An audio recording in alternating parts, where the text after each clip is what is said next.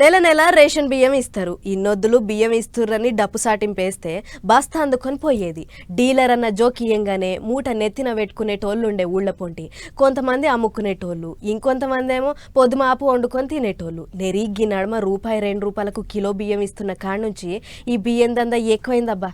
ఏం చెప్తాం, ఎంతని చెప్తాం? మందిని ముంచి మంచిలు తాగేటోళ్ళు బగ్గ మోపాయిలు దునియా మీద. పేదల కొరకు గవర్నమెంట్ వాళ్ళు ఇస్తున్న కూపన్ బియ్యాన్ని కాంటా పెట్టకుండానే కమాయిస్తున్నారు కొంతమంది డీలర్లు. నెరీగా మైబాద్ జిల్లాలో ఇంత ఎక్కువనే ఉన్నదట బియ్యం దంతా. కూపన్ పట్టుకుని బియ్యానికి వచ్చిన వాళ్లకు కిలోకు ₹10 ఎంబడి కట్టిస్తున్నారట. అంటే పబ్లిక్ కాంచి ₹10 ఎంబడి కొనుడు, మిల్లర్లకు 15 కెంచి ₹18 అమ్ముడు. కొంతమంది పబ్లిక్ కూడా అంతే తెలివి మీరిలు గట్టిగా. బయటికి పోయినాక అమ్ముకుడు ఎందుకు అనుకునేటోళ్ళు ఇదే సందని ఇచ్చిన పైకం తీసుకుని మొఖం మారుస్తున్నారు.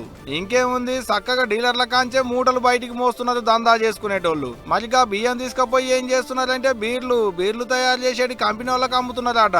దొడ్డు బియ్యం వేసుకపోతే దొరకబడుతున్నారు పోలీసు వాళ్ళు అనుకొని బియ్యాన్ని నూకలు చేసి లోళ్లు పొలివెరలు దాటిస్తున్నారట.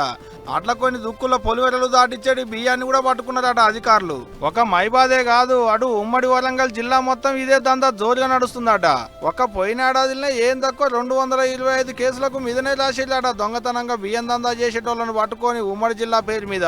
అటు నిజామాబాద్ జిల్లాలో కూడా అంతే, ఆటో 150 కేసులకు మీదనే రాస్తారట దొంగతనంగా బియ్యం దందా చేసేటోళ్లను పట్టుకొని. ఇటు సూర్యాపేట జిల్లాలో ఏమన్నా తక్కువనా? ఇక్కడ కూడా గట్టినే నడుస్తుందట బియ్యం దందా.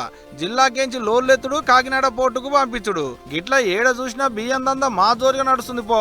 ఇంట్లో మేము రాసిందేం లేదు, మా సొంతంగా చెప్పిందేం లేదు. పౌర సరఫరాల శాఖోళ్ళు బయట పెట్టిన ముచ్చట్లే ఇవన్నీ. అడంక మమ్మల్ని ఎవలేం అనొద్దు సుమా, ముందుగానే చెప్తున్నాం.